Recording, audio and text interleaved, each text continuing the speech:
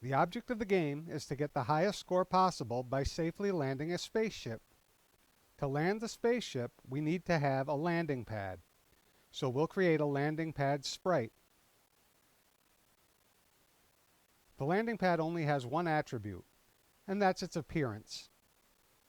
It also only has one function, and that's to check for landing.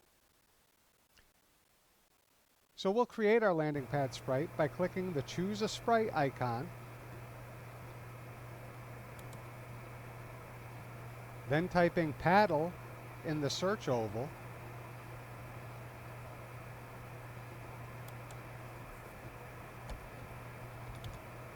and then clicking on the paddle icon.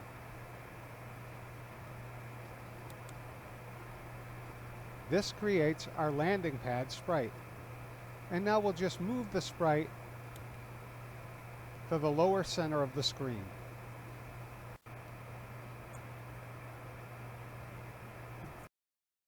For more videos in this series, please subscribe to the DSU Education channel. Thank you.